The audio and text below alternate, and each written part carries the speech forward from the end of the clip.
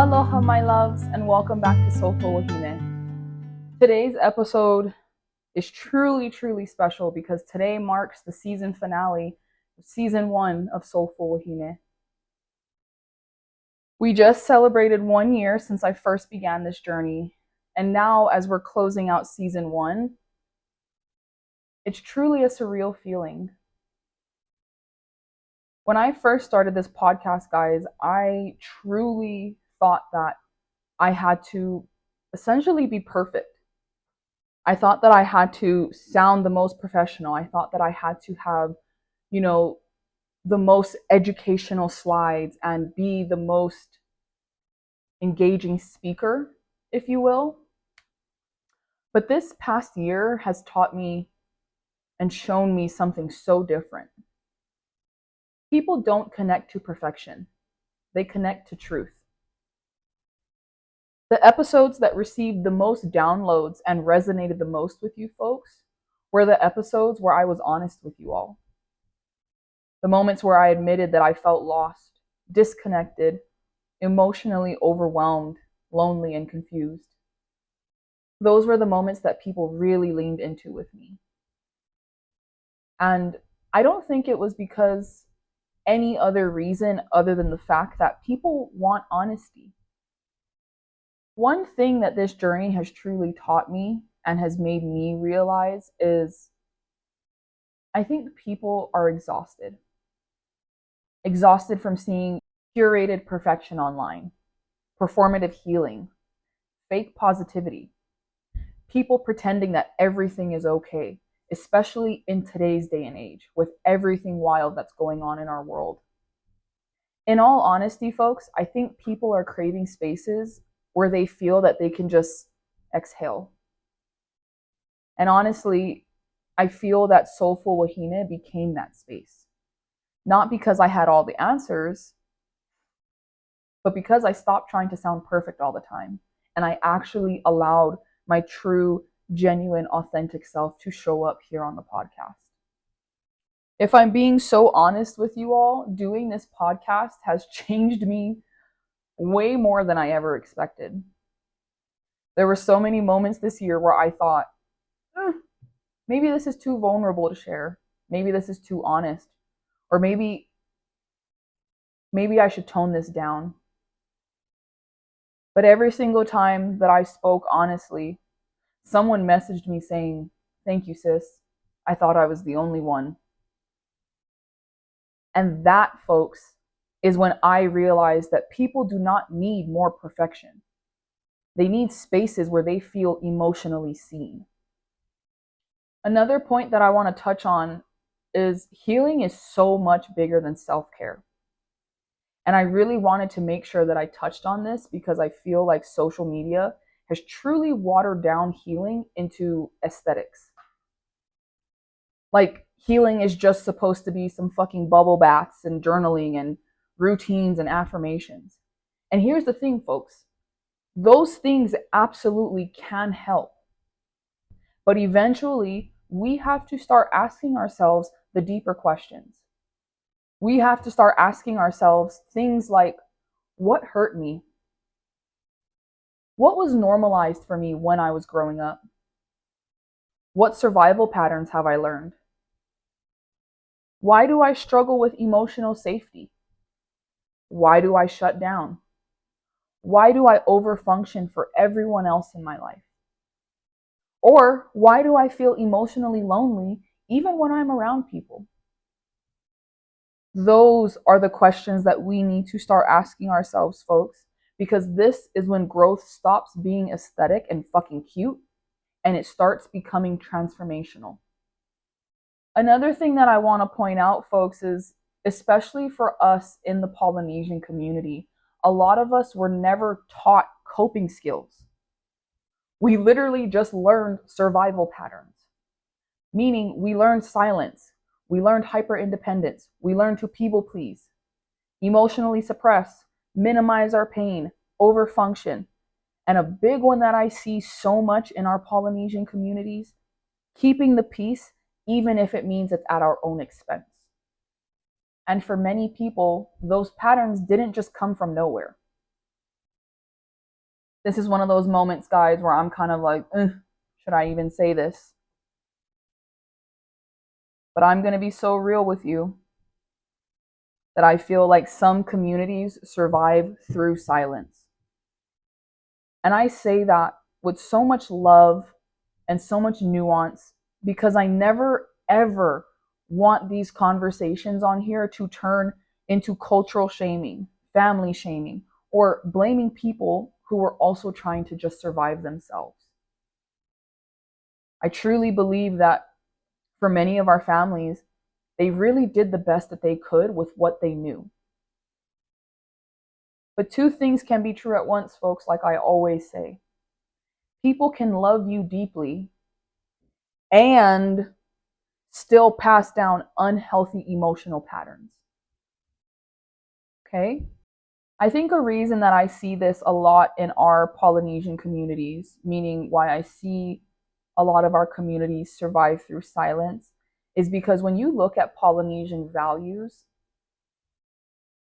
we tend to value things such as strength, sacrifice, resilience, respect, loyalty, and protecting family are deeply ingrained into us from a young age. And another thing that I want to throw out there, folks, is when you look at our parents, when you look at our grandparents, a lot of our families survived through hardship, colonization, poverty, displacement, addiction, grief, survival mode, and generational trauma. And because of that, so many people have learned to survive by suppressing emotions instead of processing it. And I think this is because survival often teaches people to keep going. Don't fall apart. Don't talk about it. Handle it privately. And over time, folks, that is how silence can become normalized. Are you following me? Because again, if we really take a step back and look at things, I truly feel like some communities, including the Polynesian communities, survive through silence. And it's not to say that, again, like we are bad people or anything, but it's just something to become aware of. In my work and in my experience of being a Polynesian woman, a lot of us were taught things, like be strong, don't talk about your family business, respect your elders, don't embarrass the family. Other people have it worse. Or one that I hear a lot is pray about it. And again, I don't think that most of these families are saying these things to intentionally harm people. A lot of these messages were originally rooted in survival, protection, faith, community, and resilience. And I'm saying all of this, folks, because again, as we examine these things, as we look at these patterns and just really look at everything that's happening, I don't want the conversations to turn into blaming our cultures or shaming our parents, because again, that's not the goal of this conversation.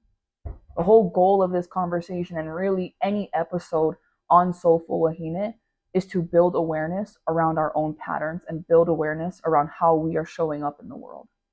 But sometimes, folks, those same messages unintentionally teach us to suppress our emotions, minimize our pain, distrust our feelings or our intuition, stay silent about hard experiences, or to feel guilty for even speaking about it in the first place.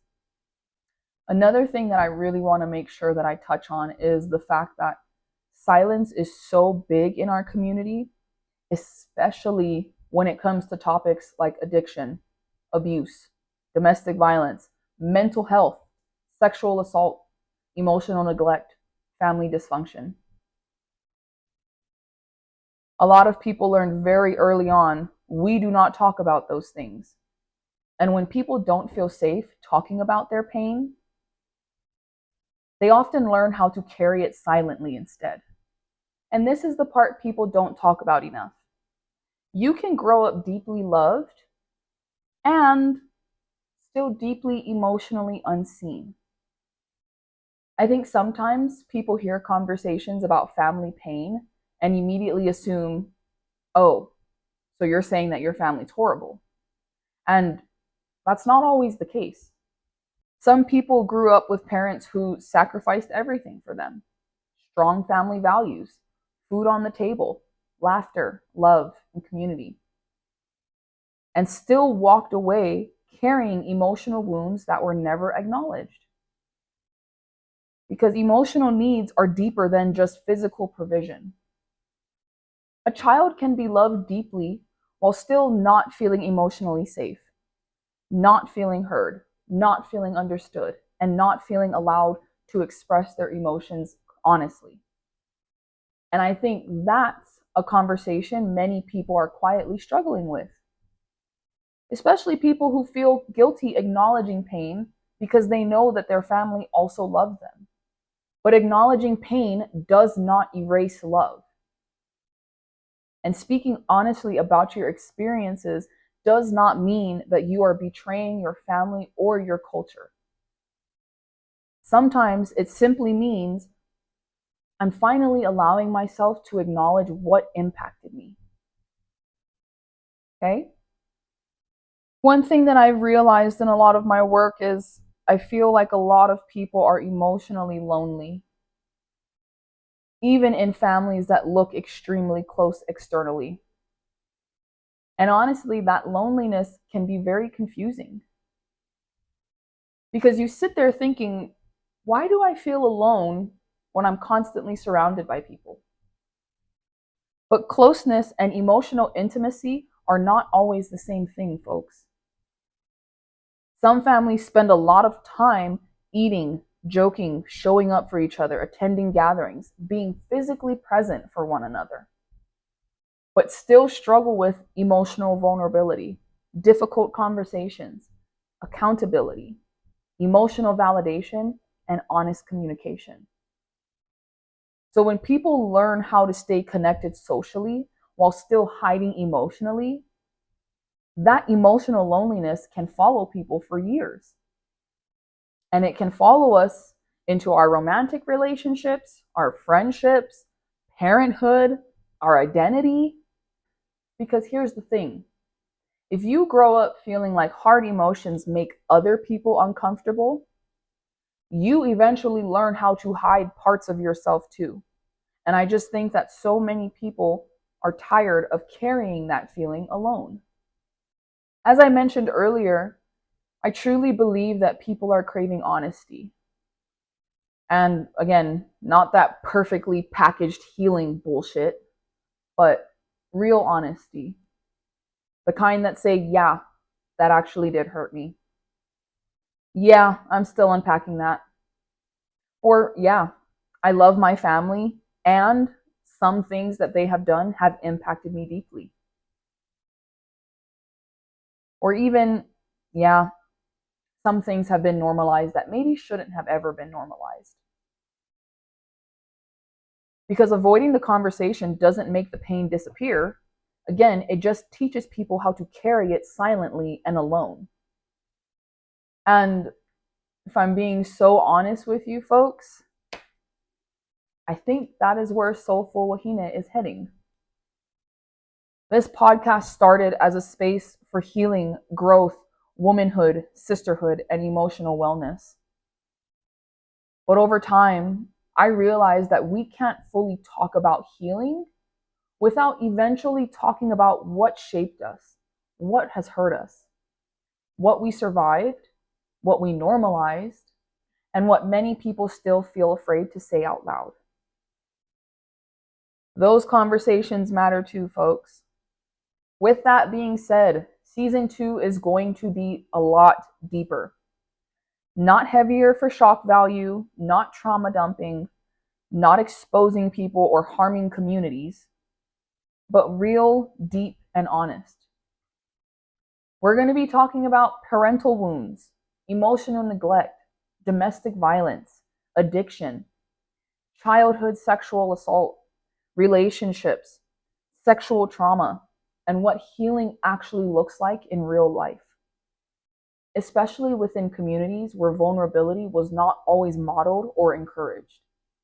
And if I'm being so honest, folks, I think these conversations matter because so many people feel alone in their experiences. A lot of people grew up believing nobody talks about this, or maybe it's just my family. Maybe I'm just overreacting. Maybe I should just move on. But the older that I get, folks, the more I realize how many people are quietly carrying the same pain.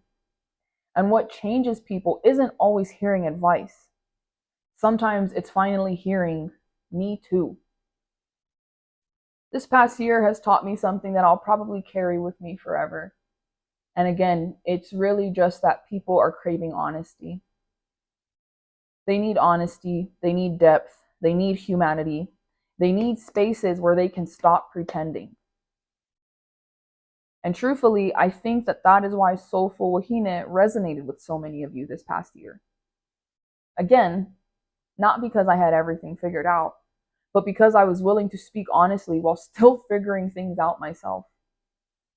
If you've been here since the very beginning, you guys have seen my journey of really just opening up and sharing bits and pieces of myself here on Soulful Wahine with all of you.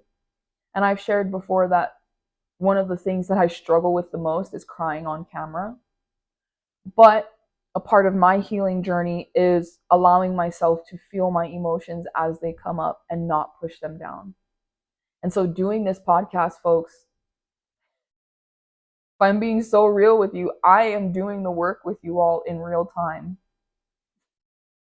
as I feel like many therapists are. We've spent a lot of time talking about healing this season, but as I mentioned earlier, folks, I think it's time that we start talking about the things that made healing necessary in the first place. The silence, the grief, the survival, the expectations, the wounds people learned how to hide, and the things that many of us have carried silently for years. Because healing isn't just about becoming a better version of ourselves.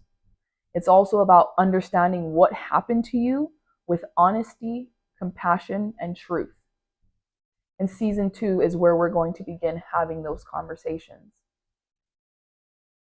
From the bottom of my heart, mahalo to each and every single one of you who has been with me, whether you are new, whether you have been with me since the absolute beginning. See, again, I wasn't supposed to get emotional, but when I think about you guys, I am truly blessed, and I am truly grateful that you are all here with me in this space. And I am just so excited to see where season 2 takes us. Until next time, mahalo and aloha.